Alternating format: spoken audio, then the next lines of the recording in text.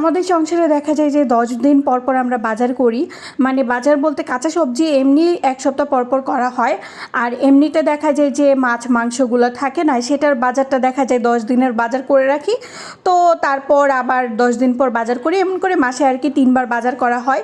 তো সেদিন বাজার করে নিয়ে আসছিলো, সেখানে আমি কাঁচা সবজিগুলো গুছাই নিয়েছিলাম আর মাছটা এটা কেটে নিয়ে আসছিলো। পাবদা মাছগুলো আমি এমনিই রাখলাম, কারণ পাবদা মাছ কাটতে আমার সেরকম সমস্যা হয় না, খুব ইজিলি কাটতে পারি। আর বাকি জিনিসগুলো সেরকমভাবে পরিষ্কার করা হয়নি, এমনি মাত্র পানি দিয়ে ধুয়ে রাখছিলাম, যখন রান্না করব তখন ভালোভাবে পরিষ্কার করে নিব। তো এই যে এখানে বটও নিয়ে আসা হয়েছিল, আজকে ভাবলাম যে বট রান্না করব। তো অন্যান্য জিনিসগুলো ফ্রিজে রাখার আগে আমি ভাবলাম যে বটটা এখানে আমি পরিষ্কার করে নেই, মানে বসাই দিই। আমি যেটা করি, বটগুলো তো এমনি পরিষ্কার বাজারে পাওয়া যায়, তো আমি আবার এক্সট্রা করে নিজে পরিষ্কার করে নেই।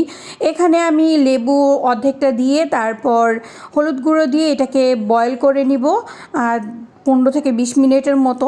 তারপর এটাকে আবার নিজের মতো করে পরিষ্কার করে এই যে ছোট ছোট পিস করে নিছি।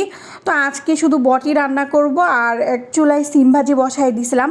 তো আমি ভাবলাম যে আমি যেভাবে বট রান্না করি সেই রেসিপিটা তোমাদের সাথে শেয়ার করি। তো এখানে আমি এলাচ, দারচিনি, গোলমরিচ, তেজপাতা সবগুলো দিছি, পেঁয়াজ দিয়ে ভালো করে ব্রাউন করে ভেজে নিছি। তারপর আদা রসুন বাটা দিলাম। আদা রসুন বাটাগুলো আমার ডিপ ফ্রিজে ছিল, এই জন্য আইস হয়েছিল।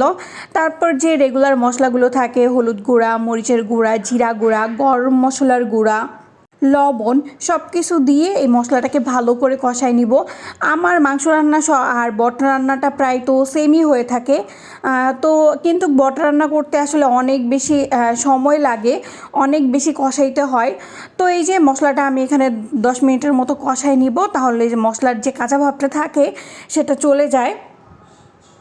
তারপর যখন মশলাটা কষানো হয়ে যাবে, তো এই যে এদিকে আমার মশলাটা কষানো হয়ে যাবে, তারপর আমি এই যে এক এক করে বটটা দিয়ে দিব।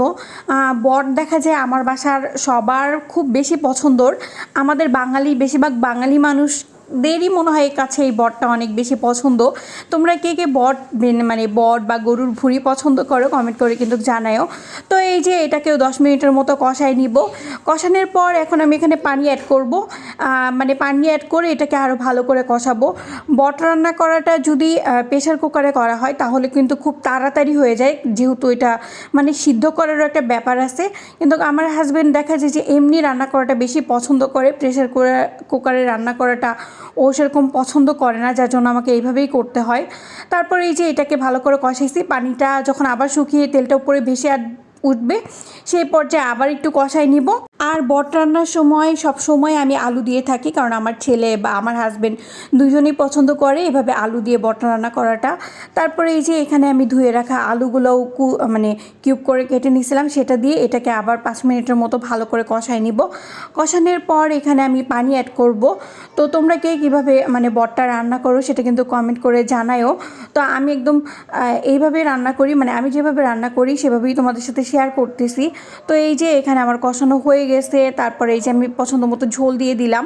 আমার বটটা কিন্তু 50% অলরেডি সিদ্ধ হয়ে গেছে। তো এইখানে এই ঝোলটাকে আমি একদম শুকায় ফেলবো। তো এটা দিয়ে আমি ঢেকে দিব।